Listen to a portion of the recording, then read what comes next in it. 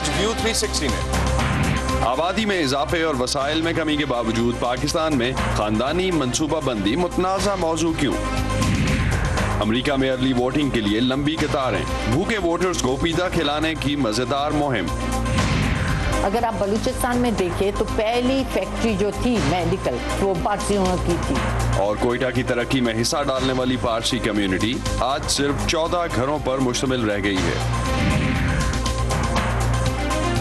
Voice of امریکہ کے Washington studio سے آپ سب کو خوش آمدید۔ آپ دیکھ رہے ہیں پروگرام ویو 360 اور میں ہوں اسد اللہ خالد۔ پاکستان آبادی کے لحاظ سے دنیا کا 5واں سب سے بڑا ملک ہے۔ کل آبادی تقریباً 20 کروڑ 78 لاکھ ہے، جس میں سالانہ 2.4% کی شرح سے اضافہ بھی ہو رہا ہے، مگر ملک میں بہبود آبادی کی کوئی منظم قومی پالیسی نہیں ہے۔ آج اسی موضوع پر ہم سب سے پہلے بات کریں گے، کیونکہ بڑھتی ہوئی آبادی کو پاکستان کے بہت سے بنیادی مسائل کی جڑ بھی قرار دیا جاتا ہے۔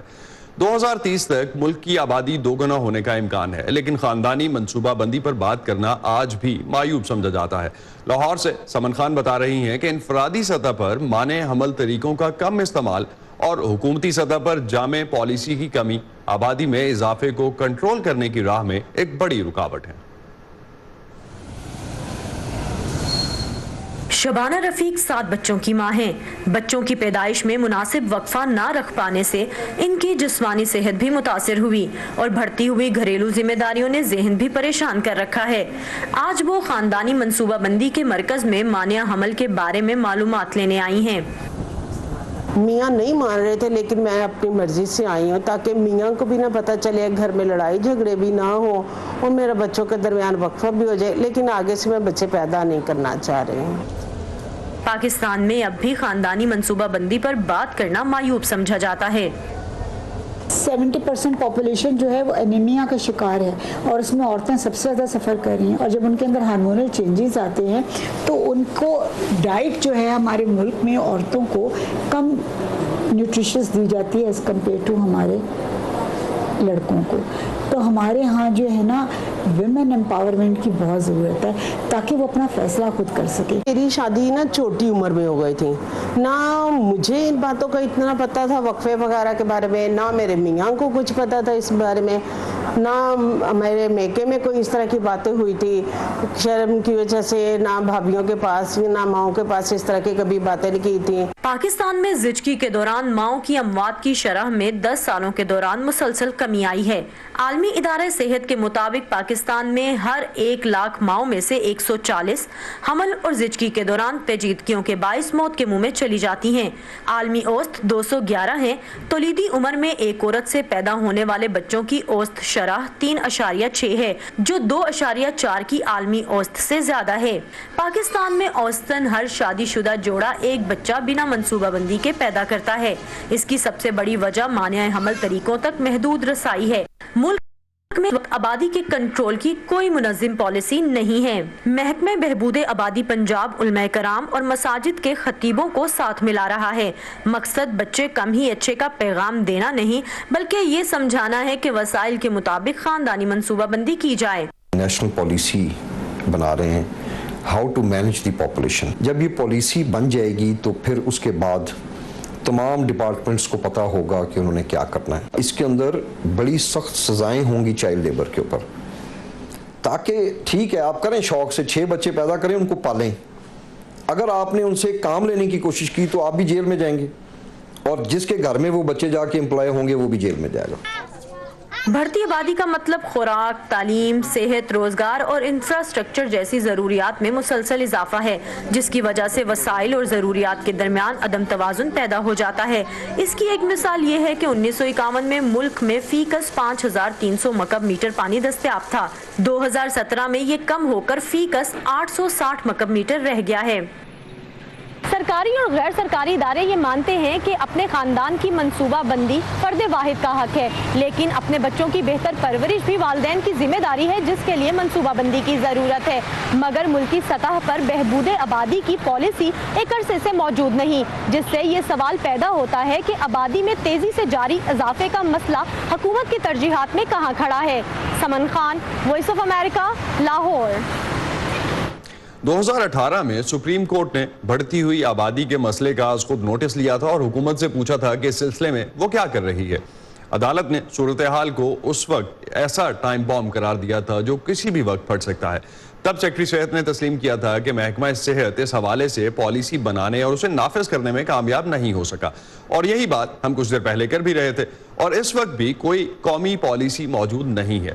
لیکن ملک کی 73 سالہ تاریخ میں بہبود آبادی کے لیے جو کوششیں کی بھی گئیں ان کے کوئی خاطر خواہ نتائج کیوں سامنے نہیں آئے, اس بارے میں عالمی ادارے پاپولیشن کاؤنسل کی پاکستان کے لیے ڈائریکٹر زیبا ستار کہتی ہیں کہ فیملی پلاننگ پالیسیز صرف کاغذ پر نہیں اور اس کے علاوہ یہ پالیسیز امپلیمنٹ بھی ہونی چاہیے. عمران جدون کی ان سے بات ہوئی, آئیے دیکھتے ہیں.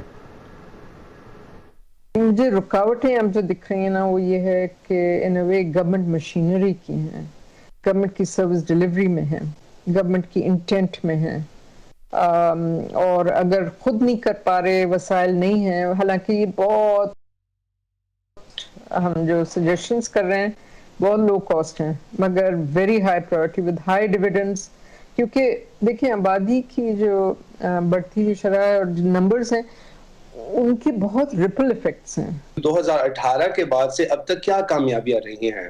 ہاں, اتنی کامیابی نہیں ہے جتنی میں نے سوچی تھی اس زمانے میں. ہم پھر دوبارہ ہمارا یہ احساس تھا کہ فائنلی جو آپ کہہ رہے ہیں نا کہ ایک پالیسی یا ایک ڈائریکشن, ایک رخ لے لیا ہے پاکستان کی, ایک پوزیشن لے لی ہے کہ ہاں واقعی ہم جو اس طرح سے بڑھ رہے ہیں, اس شرح پہ بڑھ رہے ہیں, اور اگر بڑھتے جائیں تو واقعی ہمارے پاس وسائل کی بات کریں کہ اس میں ہم نے 10 بلین فنڈ لکھا ہے اینیولی نان ریلیپسبل کہ ہونا چاہیے. وہ ابھی تک گورنمنٹ نے نہیں آفر کیا ہے. انفیکٹ کہتے ہیں ہمارے پاس بجٹ ہی نہیں. تو آل آئی ایم سیئنگ از کہ عوام پہ ڈالنا بلیم ایک اور غلطی ہے, کیونکہ عوام تو ریڈی ہے. ہم وسائل, ہم اپنے وہ فیملی پلاننگ سروسز اویلیبل ہی نہیں ہیں ایکچولی. آئی ڈونٹ نو کہ ابھی تک ہم نے جو ریزلٹس اچیو کیے وہ کیسے کیے ہیں. 1952 میں فیملی پلاننگ ایسوسی ایشن آف پاکستان بننے کے باوجود اب تک یہ فیملی پلاننگ میں کامیابی کیوں نہیں دکھی؟ اچھا, آپ کا ایکسلنٹ کوسچن, بیکاز یعنی ریکگنیشن اور انٹینٹ, یعنی یہ پہچان, یہ ریئلائزیشن, تو آپ نے بالکل ٹھیک کیا. رسپانسبلٹی, ان کی ذمہ داری انہوں نے اسائن کی کہ یہ کام آپ کا بہت ضروری ہے اور آپ والنٹری بیسس پہ جائیں کریں. رخ بالکل ٹھیک تھا, پالیسی ڈیسیژن ٹھیک تھا. کہیں نہ کہیں لفظ یہ کنٹرول آیا, تو ایک تو کنٹرول لفظ سے ہمارے مذہب اور اس کا بالکل اختلاف ہے ٹوٹل. کیونکہ آپ جب کہتے ہیں نا کنٹرول یا ایون منصوبہ بندی, لفظ منصوبہ بندی غلط تھا, کیونکہ منصوبہ بند نہیں کرنے کی بات کر رہے بچوں کی, بیکاز وہ ہمارے بالکل مذہب کی بات ہو رہی ہے. Understand. So the nomenclature was wrong, the messaging was wrong as it progressed. And جو سلوگن اٹھا جو سب کو بہت اچھی طرح سے یاد ہے, فونڈلی یاد ہے, 2 بچے اچھے, تو 2 بچے میرا خیال ہے کہ ہمیں اس نے کل کر دیا. کیا فیملی پلاننگ ہر ایک انڈیویجول کی ذمہ داری ہے یا گورنمنٹ کا بھی اس میں کوئی دار و مدار ہے؟ ایک بہت ہی اچھا سوال ہے. I totally agree with you کہ ذمہ داری کس کی زیادہ ہے بھاری.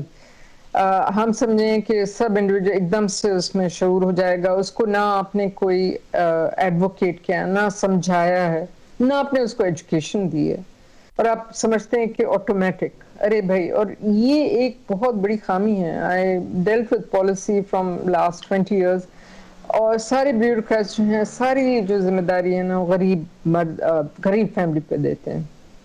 یہ کبھی بچے پیدا کرنا نہیں چھوڑیں گے. ان کو تو غربت ہے, یہ تو اپنے بچوں سے کام کرواتے ہیں, پیسے نکلواتے ہیں. یہ وکٹم بلیمنگ جس کو کہتے ہیں نہیں, اس میں کب شعور آئے گا, اور اس کی اکنامکس بالکل فرق ہے آپ سے. اسی واسطے role of the state comes in providing information, the right advocacy, the right arguments and the services. مگر اس طرح کے وسائل نہیں آ رہے پاکستان میں اس طرح کے آنے چاہیے. پاکستان اور خطے کی اہم خبروں اور امریکی صدارتی انتخابات سے متعلق منفرد اور دلچسپ معلومات کے لیے آپ آ سکتے ہیں ہمارے فیس بک پیج facebook.com/VOA اردو پر. اس کے علاوہ ٹویٹر اور انسٹاگرام پہ ہمارا ہینڈل ہے @urduvoa. اور اب کچھ بات امریکی صدارتی انتخابات کی. امریکہ میں لوگ ابھی سے لمبی قطاروں میں کھڑے ہو کر ووٹ ڈال رہے ہیں کیونکہ بہت سی ریاستوں میں الیکشن ڈے سے کئی ہفتے پہلے ہی پولنگ بوتھ کھول دیے جاتے ہیں. قطار میں کھڑے ہوئے یہ شہری بھوک سے تنگ آ کر ووٹ ڈالے بغیر ہی نہ چلے جائیں, اسی لیے ایک غیر جانبدار تنظیم کھانا ان تک پہنچا رہی ہے. آئیے دیکھتے ہیں پیزا ٹو ووٹ کی یہ دلچسپ کیمپین. ریاست اوریگن کے شہر پورٹلینڈ کے ایک ویب ڈیولپر اسکاٹ بینکم اس سال انتخابات میں ایک اہم مشن پر ہیں. وہ یقینی بنانا چاہتے ہیں کہ صدارتی انتخابات میں ووٹ ڈالنے کے لیے قطار میں کھڑا کوئی بھی شخص بھوکا نہ ہو. اپنے چند دوستوں کے ساتھ مل کر انہوں نے ایسے مقامات پر مفت پیزا پہنچانے کا آغاز کیا جہاں روایتی طور پر زیادہ لوگ ووٹ ڈالنے آتے ہیں, اور اس پروگرام کو نام دیا پیزا ٹو دا پولز. سن 2016 کے انتخابات میں الیکشن ڈے سے پہلے ہونے والی ووٹنگ کے دوران میں نے اور میرے دوست نے دیکھا کہ لوگ لمبی لمبی قطاروں میں لگے ہیں. ہمارے پاس کسی اور پروجیکٹ سے کچھ رقم بچی ہوئی تھی تو ہم نے سوچا کیوں نہ ان لوگوں کو پیزا بھیجا جائے, تو ہم نے یہ پروجیکٹ شروع کیا. لوگ واقعی بہت خوش ہوئے. دیگر بہت سادہ سے آئیڈیاز کی طرح یہ منصوبہ بھی بہت مقبول ہوا.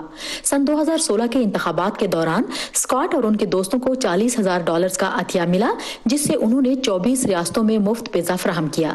سن 2000 کے وسط مدتی انتخابات کے دوران پیزا ٹو دا پولز کو 41 ریاستوں سے پیزا کے آرڈر موصول ہوئے اور انہوں نے کامیابی کے ساتھ 611 مقامات پر 10,000 سے زیادہ افراد کے لیے پیزا فراہم کیا. ووٹروں کے ساتھ رابطہ ٹویٹر کے ذریعے ہوتا ہے. لوگ لمبی قطاروں کی تصویریں سوشل میڈیا پر ڈالتے ہیں اور ساتھ پتہ بھی لکھتے ہیں, جس کے بعد یہ لوگ مقامی پیزا ریسٹورنٹس کو آرڈر دے دیتے ہیں. اسکاٹ کا کہنا ہے کہ وہ پیزا کے علاوہ کھانے کے لیے مزید کچھ بھیجنے کا بھی سوچ رہے ہیں, لیکن ابھی تک پیزا ہی سب سے ہے. پہلی بات تو یہ ہے کہ پیزا کی دکانیں نیو یارک سے لے کر نارتھ ڈکوٹا تک امریکہ کے ہر شہر میں ہی ہوتی ہیں, اور ہر جگہ ہم آسانی سے آن لائن ڈیلیوری لے سکتے ہیں. اور یہ بہت مفید اور اچھا خیال اس لیے بھی ہے کہ نومبر میں سردی ہوتی ہے اور گرما گرم پیزا آپ کے پاس پہنچ جاتا ہے. وبا کے دوران لوگوں کو کھانا بانٹنا شاید کچھ محفوظ نہیں لگتا, لیکن مطابق پیزا ٹو دا پولز اس معاملے میں احتیاط کر رہا ہے. ہم یا تو لوگوں سے فاصلے پر پیزا رکھوا دیتے ہیں اور لوگ باری باری آ کر لے لیتے ہیں. ایسا نہیں کہ ہم پیزے کے ڈبے لے کر لوگوں کے پاس جاتے ہوں, کیونکہ اس طرح تو رش لگ جائے گا. 3 نومبر کو انتخابات کے دن اسکاٹ اور ملک بھر میں ان کے 100 کے قریب رضاکار دوستوں نے مدد کا سوچا ہے. وہ یہ یقینی بنانا چاہتے ہیں کہ کوئی بھی ووٹر بھوکا نہ رہے تاکہ صبر سے ووٹنگ کی قطار میں کھڑا رہ سکے. کرینہ بفرازیان کے ساتھ سادیہ زیبرانجھا, وائس آف امریکہ. دوسری جانب کورونا وائرس کی وجہ سے دنیا بھر میں کروڑوں لوگ بے روزگار ہوئے. چلتے ہیں امریکی ریاست لوزیانا, جہاں ایک نجی تنظیم کے تحت کورونا وائرس کی وجہ سے جن لوگوں کی نوکریاں گئیں انہیں نئے کام سیکھنے میں مدد دی جا رہی ہے. اس کوشش کا مقصد یہ ہے کہ جن شعبوں میں نوکریاں ملنا مشکل ہو گیا ہے ان سے جڑے لوگ کسی نئے ہنر کے ساتھ پھر سے اپنے پاؤں پر کھڑے ہو سکیں اور اس مشکل وقت میں کمیونٹی کی مدد بھی کر سکیں. ایگزیکٹو ڈائریکٹر اسکٹ سونی کہتے ہیں کہ ان کی تنظیم ریزیلینس فورس نامی پروگرام کے تحت کرونا وائرس کی وبا کے دوران کمیونٹی میں صحت کی سہولیات کو بہتر بنانے کے لیے لوگوں کو یہ تربیت دے رہی ہے, اور یہ بے روزگار افراد کی مدد کا ذریعہ بھی ہے. With the pandemic, what we're doing is taking people laid off. اس وبائی مرض کے دوران ہم بے روزگار ہونے والوں کو نیا ہنر سکھا کر ان میں ابھرنے کی قوت پیدا کر رہے ہیں, خاص طور پر کمیونٹی ہیلتھ ورکرز کو. وہ گھر گھر جا کر لوگوں کو کورونا کے دوران احتیاطی تدابیر کی تربیت دیں گے, جیسے سماجی فاصلہ اپنانے میں مدد, اور انہیں وائرس سے متاثرہ افراد کا کھوج لگانے میں بھی مدد فراہم کریں گے.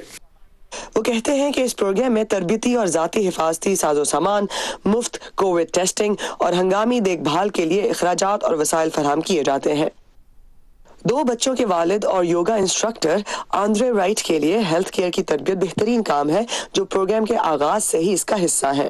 یہ احساس کہ میں نہ صرف تبدیلی لا رہا ہوں یا ایک مسئلے کا حل بن رہا ہوں, مگر میں اس مخصوص شعبے میں بھی ترقی کر رہا ہوں, یہ بے مثال ہے. روزیلا امپورو, جو ایک ہوٹل سٹاف کمپنی میں اپنی ملازمت سے ہاتھ دھو بیٹھی, کہتی ہیں کہ روزگار ہونا بہت ضروری ہے, لیکن وہ اپنی کمیونٹی کی خدمت کرنے پر بھی خوش ہیں. مجھے ان کی مدد کرنے کے طریقے تلاش کرنے کی ضرورت محسوس ہوئی, کیونکہ مجھے لگا کہ ایک انسان ہونے کی حیثیت سے یہ میری ذمہ داری ہے. इस प्रोग्राम में भर्ती होने वाले अफराद ने हालिया हफ्तों में कम्युनिटी की जरूरियात के तयन के लिए गिरजाघरों और मोहल्लों में जाकर तरबियत हासिल की है। मारिमा डियालो के साथ Iram Abbasi, voice of America. Pakistan की पारसी बरादरी का मरकज आज कराची को समझा जाता है, लेकिन एक वक्त ऐसा भी था जब कोयटा में भी पारसी एक बड़ी तादाद में आबाद थे और शहर की तरक्की में इस कम्युनिटी का बहुत बड़ा हाथ था। कोयटा से मुर्तज़ा ज़ाहरी हमें बता रहे हैं कि आज शहर की पारसी कम्युनिटी चंद घरों तक महदूद होकर रह गई है, मगर खुद को महफूज समझती है और अपनी रिवायात पर कायम रहते हुए फलाह बहबूद की कोशिशों में मुतहर्रिक है। शहर की गहमा गहमी से अलग छोटी सी ये कॉलोनी पारसी कम्युनिटी का मस्कन है। यहाँ सिर्फ 14 मकान और एक इबादत गाह है। ज़रतुश्त के पैरोकार पारसी कम्युनिटी के अफराद 18वीं सदी में ईरान से हिंदुस्तान आए। पाकिस्तान में पारसियों की ज़्यादातर आबादी कराची में मुकीम है। कोयटा में ये कॉलोनी 1935 में आबाद हुई। पाकिस्तान के ऐवान बाला की साबिक रुकन और पारसी कम्युनिटी की एक रहनुमा रोशन खुर्शीद बरूचा भी इसी कॉलोनी में रहती हैं। वो बताती हैं कि कभी कोयटा में पारसी कम्युनिटी खासी मुतहरिक थी। ये उस ज़माना था कि यहाँ कासी और पारसी के सिवाय कोयटा शहर में लोगों इतने रहे नहीं। अगर आप बलूचिस्तान में देखें तो पहली फैक्ट्री जो थी मेडिकल फार्मास्यूटिकल वो मार्कर अल्कोहल थी पहली। अच्छा, आप प्रेस देखें तो पहली प्रेस वॉज विक्टोरिया प्रेस, फिर एल्बर्ट प्रेस, वो भी पारसियों की थी सबसे पहले। उसके बाद ये पर्दा क्लब, एप्वा, गर्ल गाइड की लीडर सबसे पहले वो भी पारसी लेडी थी। पारसी कम्युनिटी के बहुत से लोग मुल्क से बाहर ज़रूर चले गए हैं, मगर अक्सर यहाँ आकर इसी तरह फलाही कामों में हिस्सा लेते हैं जैसे इनके बुजुर्गों का मामूल रहा। ऐसे ही एक नौजवान कैसास मीरवान जी भी हैं जो हाल ही में अमेरिका से वापस पाकिस्तान लौट आए हैं। हम क्लोज नेट एक कम्युनिटी है। हमारी कोशिश तो यही है कि जाए बार हम पढ़ लिख के वापस अपने वतन आए। It is very important. आप मेरी एग्जांपल अगर हम लेते हैं तो मैं 4 साल अमेरिका गया, ह्यूस्टन में मैंने पढ़ाई हासिल की, मगर फिर भी वो खुशी मुझे वहाँ नहीं महसूस हुई। आप जहाँ पैदा होते हैं वो आपका घर होता है। कोयटा में सन 2002 में एक पारसी ताजिर के अगवा का वाक़या पेश आया जिससे कम्युनिटी में खौफ की लहर दौड़ गई थी, मगर रोशन खुर्शीद बरूचा की नज़र में पारसियों के हालात बलूचिस्तान में आबाद दीगर अक़लियतों से कदरे बेहतर हैं। जैसे दूसरी कम्युनिटी को, जैसे हिंदू कम्युनिटी है, क्रिश्चियन कम्युनिटी में बार बार, क्योंकि मैं नेशनल कमीशन ऑफ माइनॉरिटी की एक मेंबर हूँ, तो वहाँ बार बार ये बात आती है कि जी जाती होती है, कन्वर्जन हो जाती है। पारसी कौम में कभी ऐसे नहीं हुआ और हमने कभी सिवाय वो किडनैपिंग की, बाकी हमने कभी ऐसे नहीं देखा कि पारसी या ज़ोरेस्ट्रियन कम्युनिटी के साथ कोई हम कहे कि हमारे पास कोई गिला शिकवा है। कोयटा की पारसी कम्युनिटी छोटी ही सही अपनी रवायात को जिंदा रखे हुए हैं। कोयटा के इस कॉलोनी में गो के पारसी कम्युनिटी की तादाद कम होकर रह गई है, लेकिन दूसरी जानिब कम्युनिटी को मुत्तहिद और मुनज़्ज़म करने की कोशिश के लिए मुल्क से बाहर जाने वाले कम्युनिटी के अफराद को कायल किया जा रहा है कि वो वापस कोयटा आकर फलाही कामों में हिस्सा लें। Murtaza ज़हरी, voice of America, Quetta. Native American या अमरीकी कबाइल जो अमेरिका के असल बाशिंदे हैं, मुकामी बाशिंदे हैं, आज भी इस मुल्क में बसने वाली दीगर कम्युनिटीज से मुआशी तौर पर बहुत पीछे हैं। रियासत साउथ डकोटा के इलाके पाइन रिज रिजर्वेशन में जिंदगी गुजारना अब भी आसान नहीं। यहाँ की सूरत हाल इंतहाई मखदूश और ख़तरनाक है और ख़ासतौर पर लड़कियों और ख़वातीन के लिए आगे बढ़ने के इम्कानात बहुत ही कम है। लेकिन लाकोटा कबीले की ख़वातीन अपनी ज़िंदगी हालात की नज़र करने की बजाय अपना मुस्तकबिल खुद बना रही हैं। आइए शो की आखिरी रिपोर्ट में अमेरिका के असल मुकामी बाशिंदों की ज़िंदगी को ज़रा करीब से जानने की कोशिश करते हैं। अमेरिकी रियासत साउथ डकोटा के पाइन रिज के इस कताए अराजी की रहायशी बहनों, हेशियंस और एजे का शुमार इंतहाई मुफलिस घरानों में होता है। हेशियंस 10 बरस की हैं। वालिदैन के हमेशा मौजूद ना होने की वजह से उन गुजरे बरसों में वो रिश्तेदारों के घरों के दरमियान धन चक्कर ही बनी रही। मैं ज्यादातर दादी के पास जाती हूँ। उन्होंने 2 बरस तक मेरा ख्याल रखा। उससे पहले चचा ने मेरी देखभाल की। वो मेरे स्कूल के करीब दफन है। میں کبھی کبھی ان کی قبر پر جاتی ہوں لیکن زیادہ نہیں کیونکہ انہیں منو مٹی تلے دیکھنا مجھے اداس کر دیتا ہے. پیشنٹس کے پردادا کو مہینوں کوئی کام نہیں مل پایا. بجلی کے ہیٹر کا استعمال ان کی جیب پر بھاری تھا, اس لیے وہ لکڑیاں جلانے پر ہی اکتفا کرتے. 19ویں صدی کے آخر سے 20ویں صدی کے وسط تک امریکہ کی وفاقی پالیسی نے مقامی لوگوں کو امریکی معاشرے میں ضم ہونے پر مجبور کیا. اس پالیسی میں لاکوٹا اور دیگر مقامی قبائل کے بچوں کو گھروں سے دور کرنے کے ساتھ ساتھ ثقافتی تقریبات انجام دینے اور اپنی مادری زبان بولنے سے منع کرنے کا مطالبہ کیا گیا تھا. انہیں زبردستی کاشتکاری اور مخصوص کردہ قطع اراضی پر زندگی گزارنے پر مجبور کیا گیا. مقامی امریکیوں نے کچھ حقوق تو حاصل کر لیے, لیکن بہت سے لوگوں نے ان ریزرویشنز یا مخصوص جگہوں پر رہنے کا انتخاب کیا جہاں زندگی اب بھی کافی کٹھن ہے. پائن ریج کا علاقہ جغرافیائی طور پر ایسے الگ تھلگ مقام پر واقع ہے جہاں وسائل کی کمی, جرائم کی زیادتی اور بے روزگاری کی شرح 80% ہے. منشیات اور شراب نوشی, نوجوان خواتین کی گمشدگی اور قانون پر عمل درآمد نہ ہونا, یہ سب یہاں کی زندگی کا معمول ہے. یہ خواتین مقامی قبیلوں کی خواتین کے لیے کام کرنے والی تنظیم indigenous adolescent girls empowerment network کے ساتھ کام کرتی ہیں تاکہ ان ریزرویشنز پر لڑکیوں کے لیے ایسی مخصوص سوسائٹیز قائم کی جائیں جہاں وہ سب ہر ہفتے تفریح کے لیے اکٹھی ہو سکیں اور اپنے مسائل کے ساتھ ساتھ مستقبل کے امکانات پر بھی بات کر سکیں.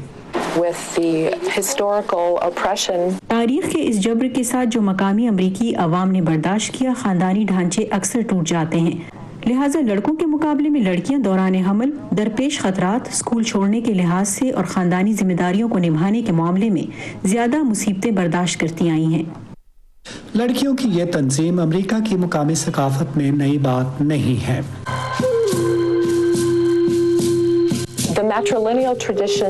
متعدد مقامی ثقافتوں میں مادری روایات کا مطلب یہ ہے کہ مسائل کے حل کے لیے خواتین کی ایسی سوسائٹیز موجود تھیں. یہ جاننے کے لیے کہ بطور مقامی امریکی ہم کون ہیں, صنف کا بڑا اہم کردار ہے. مردوں کی اپنی خاص اہلیت ہوتی ہے اور خواتین کی اپنی خاص اہلیت, اور اسی طرح ہم زندہ رہے ہیں. اس پہلی باضابطہ میٹنگ کے لیے پیشنٹس اور ان کی فرینڈز کافی متجسس تھی. ہم بات چیت اور گفتگو کی حوصلہ افزائی کرتے ہیں اور یہ یقینی بنانا چاہتے ہیں کہ لڑکیاں اپنی ثقافت اور تقریبات کے بارے میں جانیں. پیشنٹس بڑے ہو کر اپنی خالہ کی طرح امریکی فضائیہ میں پائلٹ بننا چاہتی ہیں. خالہ کہتی تھی کہ جہاز اڑانا ذرا مشکل ہے کیونکہ بہت سے بٹن ہوتے ہیں, لیکن مجھے لگتا ہے کہ میں یاد رکھ لوں گی. مجھے بھی اچھے گھر اور اچھی زندگی کی چاہت ہے. میں اپنے دادا کا بھی خیال رکھنا چاہتی ہوں. اس طرح کے پروگرامز ممکن ہے پیشنٹس اور اس جیسی دیگر لڑکیوں کے بہتر مستقبل کے سہانے خوابوں کی تعبیر پانے میں مددگار ثابت ہوں. وکٹوریا کیپٹرنسکی کے ساتھ ندیم یعقوب, وائس آف امریکہ. یہ تھا آج کا ویو 360. اسٹے سیف, اور اس پروگرام پر اپنا فیڈ بیک دینے کے لیے اور امریکی الیکشنز پر اہم معلومات حاصل کرنے کے لیے آپ آ سکتے ہیں ہمارے فیس بک پیج facebook.com/VOA اردو پر. انسٹاگرام اور ٹویٹر پہ ہمارا ہینڈل ہے @urduvoa. اب تک کے لیے اتنا ہی. اسد اللہ خالد کو اجازت دیجیے. خدا حافظ. تازہ ترین خبریں, اہم واقعات, آڈیو ویڈیو رپورٹس اور تجزیے دیکھنے, سننے اور پڑھنے کے لیے ڈاؤن لوڈ کیجیے VOA اردو کی نئی ایپ.